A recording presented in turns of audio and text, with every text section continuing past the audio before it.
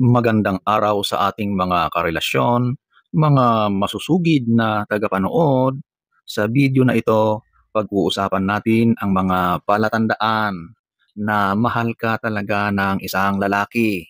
Marami sa atin ang nalilito. Minsan, sweet siya. Minsan, cold. Minsan, attentive. Minsan, parang wala lang. Kaya ngayong araw, lilinawin natin. Ano nga ba ang mga kilos, salita, at ginagawa ng isang lalaki na nagpapakitang tunay ang pag-ibig niya sa iyo? So, huwag na tayong magpaligoy-ligoy. Ating aalamin. Number one, tanggap ka niya kahit may flaws ka. Sa mundong puno ng expectations at standards, ang lalaking tunay na nagmamahal ay hindi naghahanap ng perpekto. Ang hinahanap niya ay totoo. Kung mahal ka ng isang lalaki, hindi siya nata-turn off kapag nakikita niya ang imperfections mo.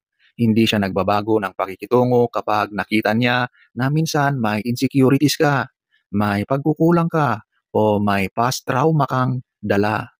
Tinatanggap ka niya hindi dahil sa kagandahan mo lang, kundi sa kabuuan mong pagkatao, kasama ang gulo, sakit, takot at kahinaan. Ang lalaking nagmamahal ay hindi lang nasa tabi mo sa mga good times. Nariyan siya kapag umiiyak ka, kapag may mood swings ka, kapag napapagalitan ka sa trabaho, o kapag feeling mo wala ka ng silbi. Hindi siya aalis, lalo na sa mga panahong hindi mo mahal ang sarili mo. Kasi mahal ka niya, hindi dahil sa kung ano lang ang kaya mong ibigay. Mahal ka niya dahil ikaw mismo ay sapat na. At higit sa lahat, sinisikap niyang tulungan kang maghilom, hindi husgahan ang mga sugat mo. Hindi niya ginagamit ang kahinaan mo para kontrolin ka, kundi sinasalo niya ang bigat para hindi mo iyon buhatin mag-isa. Bihira ang ganong klaseng pagmamahal. Number two, umi-effort siyang ayusin ang mga problema. Hindi perpekto ang kahit anong relasyon. Natural na nagkakaroon kayo ng mga hindi pagkakaintindihan, tampuhan o kahit matitinding away. Pero ang tunay na sukatan ng pagmamahal ay paano kayo bumabangon mula sa mga conflict na iyon. Ang lalaking nagmamahal sa iyo ay hindi sumusuko agad. Hindi siya umaalis emotionally. Hindi siya nananahimik ng matagal para lang pahirapan ka at lalong hindi siya lalayo nang hindi inaayos ang issue. Kapag may misunderstanding kayo, siya mismo ang mag-e-effort, makipag-ayos. Willing siyang makinig, hindi lang para sumagot, kundi para umintindi. Hindi siya palaging may sagot, pero nandoon ang puso niyang gustong ma-resolve ang problema. Hindi para manalo, kundi para manatiling buo kayo. At kapag siya naman ang may mali, kaya niyang mag-sorry. Hindi niya ginagamit ang galit bilang sandata. Hindi siya magpaparamdam lang ulit kapag okay na siya. Kasi sa kanya, importante ang relasyon, hindi lang ang pride. At tandaan mo ito, kapag ang isang lalaki ay handang magpakumbaba at makipag-ayos, ibig sabihin, mahalaga ka talaga sa kanya. Higit pa sa kanyang ego at pride. Yan ang pagmamahal na totoo. Number three, ipinapakita niya sa gawa, hindi lang puro salita. Madaling sabihin ang mahal kita, pero ang tanong, may laman ba ang salita niya?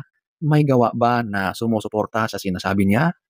Kapag mahal ka ng lalaki, hindi mo lang ito maririnig. Mararamdaman mo, araw-araw, hindi lang sa grand gestures, kundi sa maliliit na bagay na akala mo walang halaga, pero sa totoo lang, napakalaki ng ibig sabihin. Maari siyang hindi expressive sa mga salita, pero nakikita mo sa paraan ng pag-aalala niya sa iyo at sa effort niyang i-prioritize ka. Hindi kailangang maging bongga ang paraan niya ng pagpapakita ng pagmamahal. Minsan isang simpleng yakap kapag down ka o pagsama niya sa mga bagay na ayaw naman niya pero gusto mong gawin.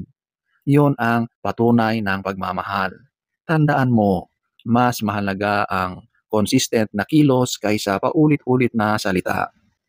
Number four, tinatanggihan niya ang mga tukso. Isa sa pinakamatibay na pruweba na mahal ka ng isang lalaki ay ang kakayahan niyang tumanggi sa mga tukso, labanan ang mga tukso, lalo na sa panahong walang nakakakita. Alam naman natin, maraming tukso sa paligid.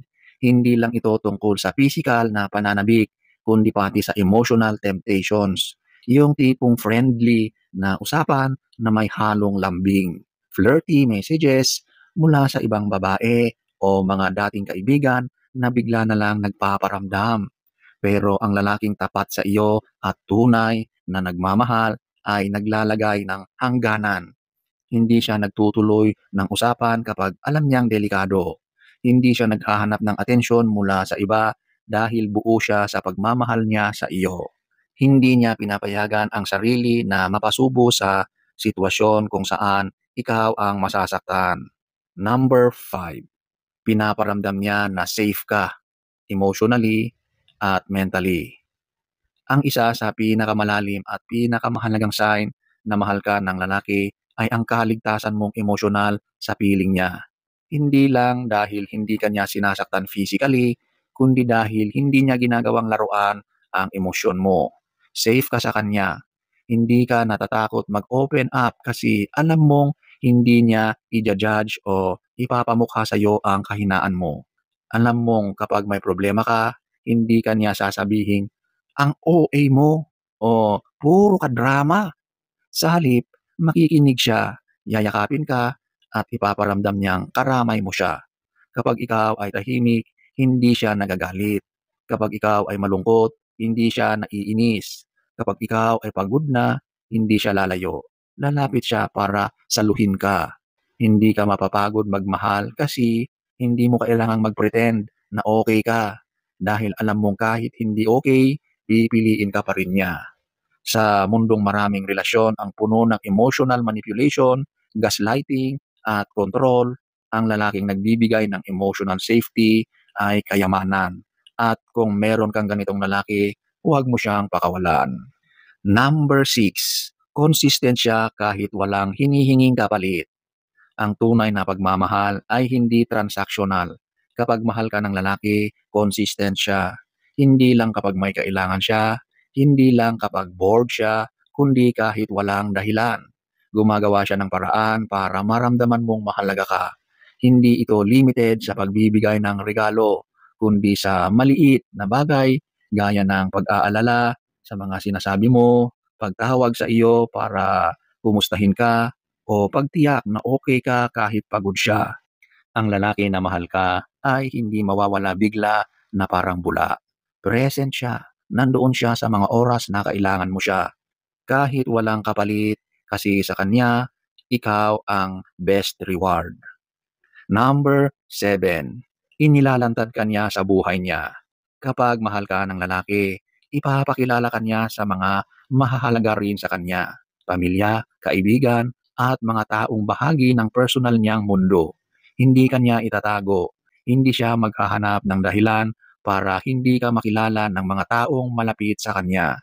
Ito ay dahil proud siya sa iyo. Gusto niyang makitang tanggap ka rin ng mundo niya. Gusto niyang maging parte ka ng kabuuan ng buhay niya, hindi lang ng secret world ninyong dalawa. Kaya kapag napapaisip ka kung mahal ka ba talaga ng isang lalaki, tingnan mo hindi lang ang mga sinasabi niya, kundi ang mga ginagawa niya. Ang totoong pagmamahal ay may laman, nag-e-effort, may respeto at may pangarap. Kung nakita mo ang mga signs na ito sa lalaki mo, aba, treasure mo na yan. Pero kung wala ni isa, baka kailangan mo pang tanungin ang sarili mo. Ito ba'y pagmamahal o pansamantalang atensyon lang? So sana ay nagustuhan nyo ang ating topic for today. Next story time, don't forget to subscribe.